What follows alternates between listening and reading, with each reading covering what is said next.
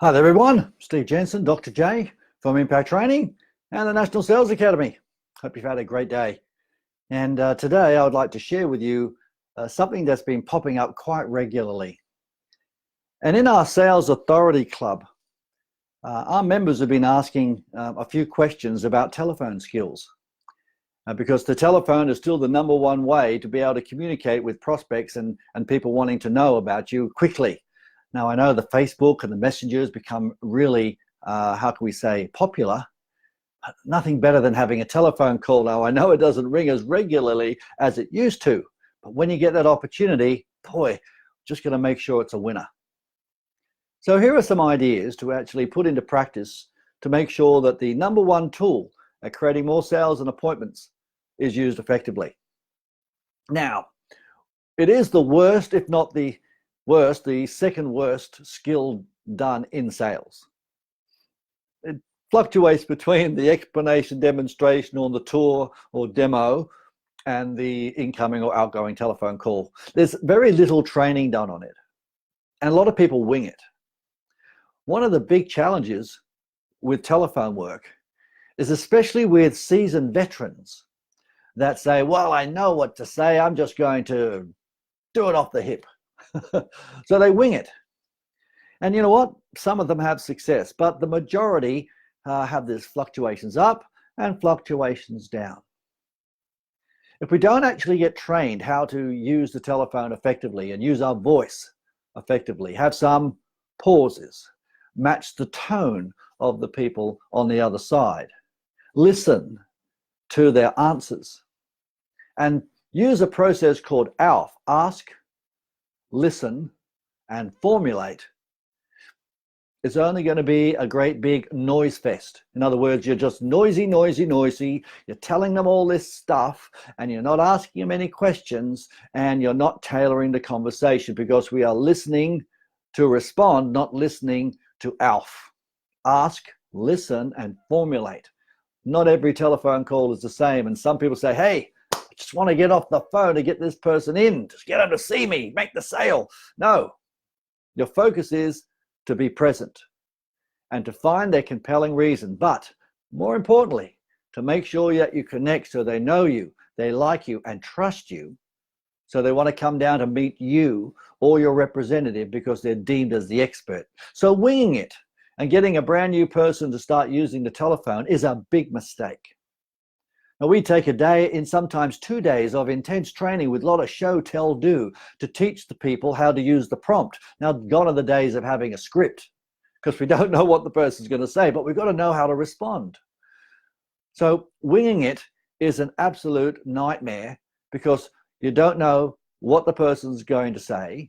You don't know how the responses are going to happen. And guess what? It becomes a mess. And then when some people get nervous on the phone, and when someone gives you a bit of pushback or maybe a little bit, let's say, forceful, they go into motor mouth. That doesn't work for anyone. So winging it doesn't work. So you've got to have a process and you've got to have the prompts. Not learning how to use the words that are on the prompts. Now, the prompts are just prompts of words to remind you what to say. We also recommend that you have a USP chart, which is a red brain process, but you need to have the benefit to you so that you can. In other words, if they come up with, let's say, a question about your product or service, you can then tailor it to fix their problem, but also you can say that we're the only people that have it. Now, if you're the only, or the first, or the biggest, guess what? You then become important that they come and see you, especially if you ask them if what you've just told them, which is unique for your business, is important to them. If they say yes, as I said, we're the only people that do it. So you can actually create importance and urgency. Remember, they're coming down to see you, not look at your product or service. They might use it, they might see it, but remember, they're coming down to see a human being. So make sure that you have the words and learn how to use the words and go off the page using your USPs or your inks. Now, for those of you that have done training, they'll know what that is. But for those of you that don't know what an ink is an I never knew that. Teach them things that they don't know that makes you be perceived as an expert. Okay, the next thing is, lots of people talk about rapport, but they don't actually create rapport on the telephone.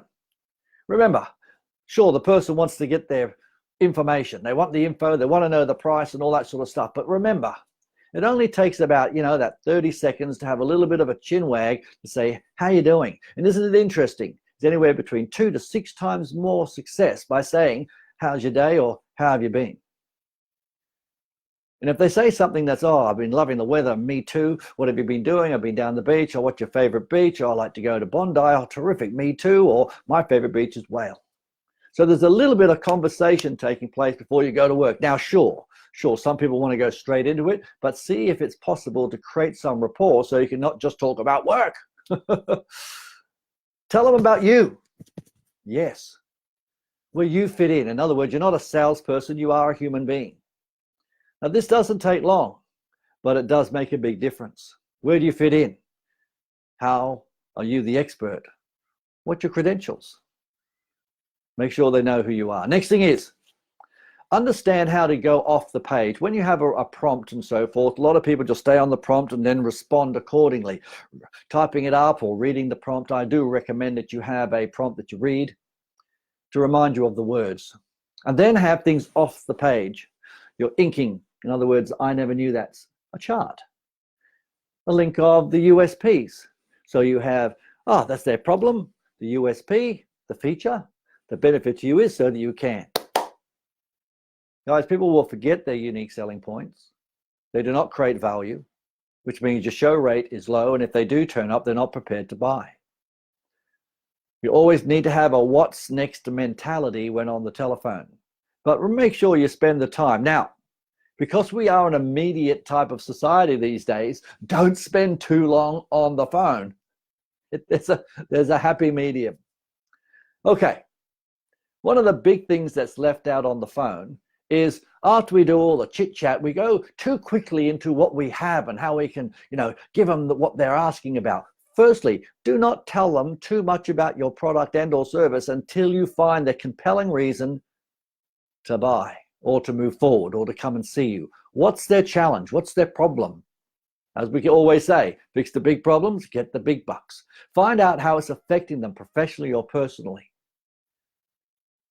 If you can actually then throw in your USP and ask them if that's important to them to have that thing that's unique with your business, whoa, people actually then will be inspired to come and see you, or to invite you to come and see them, or to send you a link, whatever your product or service is. Now, the compelling reason process is actually on the prompt. We use a model called the 4Ws plus H, too long to cover now. But once you use the 4Ws, it allows you then to go into a process of having a compelling reason to buy and then prepare something for them. And we find that preparing a little action plan or success plan for them before they turn up, that they would value and they would actually pay money for, makes them want to come and see you faster. Create some value on the phone. Make sure that you confirm convenience and make sure that you tell them about the things that they don't know, so you're being perceived as the expert, and you probably are. You've got to have a process. Trust the process, you'll get the outcome. Don't wing it. Make sure that you have done the training. Do not let your team on the phone until they've done the training and they've proven to you that they can do it with an actual telephone call a number of times. Look, they're just some simple guidelines for the phone. If you'd like to know more about the phone, and as we said in the Sales Authority Club, this whole week we've been doing training and implementations of prompts and tools to be able to use on the phone for all sorts of different types of businesses. We had a great implementation session just this Monday, and we put a whole lot of tools in there. So this is just a little quickie to give you some ideas.